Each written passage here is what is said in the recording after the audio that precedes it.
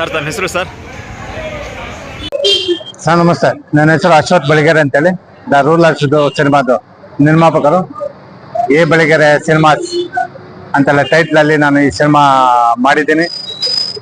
ಇಲ್ಲ ನಮ್ಮ ಕೋಲಾರ ನೈಜ ಘಟನೆ ಆ ಸ್ಟೋರಿ ಇದು. ಇದನ್ನ ಹೋರಾಟದಲ್ಲಿ ಈ ಸಿನಿಮಾ ತಗೊಂಡ್ಬಂದಿದ್ದೀವಿ. ಯಾವುದು ಜಾತಿ ಸಂಬಂಧಪಟ್ಟಿದ್ದಲ್ಲ, ಪ್ರತಿಯೊಬ್ಬರಿಗೆ ಸಂಬಂಧಪಟ್ಟ ಕಥೆ ಇದು. ಈ ಕಥೆನ ನಾವು ನಿಜವಾಗಿ ಇಡೀ ರಾಷ್ಟ್ರಕ್ಕೆ ತೋರಿಸ್ಬೇಕಂತೇಳಿ ನಾವು ತಗೊಂಡ್ಬಂದಿದ್ದೀವಿ. ಇದರಲ್ಲಿ ಯಾವುದೇ ಅಂಶಗಳಾಗಿರಬಹುದು, ಯಾವುದೇ ಒಂದು ನೆಗೆಟಿವ್ ಆಗಿರ್ಬೋದು, ಯಾವುದೇ ಇಲ್ಲ. ಮಾನವತೆಯಲ್ಲಿ, ನಮ್ಮ ವಿಶ್ವಾಸದಲ್ಲಿ ನಾವು ಈ ಕಂಟೆಂಟ್ ನಾವು ಕೊಟ್ಟಿದ್ದೀವಿ. ಕಂಟೆಂಟ್ ತುಂಬಾ ಚೆನ್ನಾಗಿದೆ. 3 ದಿವಸದ್ದು ಜನ, 1,00,000 ಜನ ನೋಡಿದ್ದಾರೆ. ಇದೇ ನಮ್ಮ ಕೋಲಾರದಲ್ಲಿ 1,00,000 ಜನ ನೋಡಿದ್ದಾರೆ.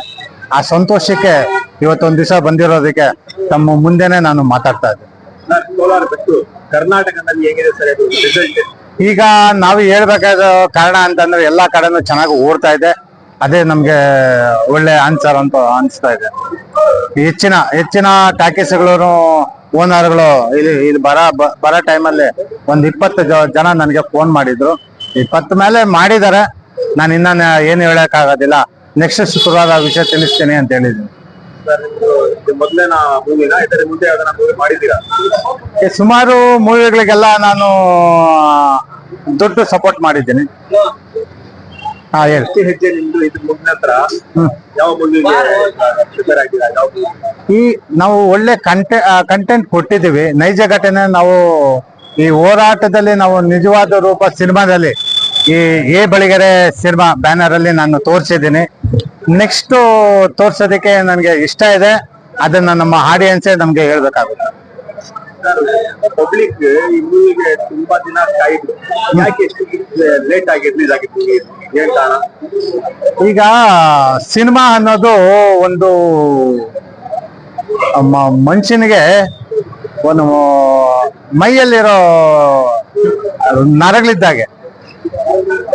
ಈ ಗೌರ್ಮೆಂಟ್ ಫಾರ್ಮಾಲಿಟಿಗಳಾಗಿರಬಹುದು, ನಮ್ಮ ಡೈರೆಕ್ಟರ್ ಆಗಿರೋ ಅದನ್ನ ಸಬ್ಜೆಕ್ಟ್ ತಗೋಬೇಕಾದ್ರೆ ತುಂಬಾ ಕಷ್ಟ ಇರುತ್ತೆ. ನಾವೇನು ಲೇಟ್ ಮಾಡ್ಲಿಲ್ಲ.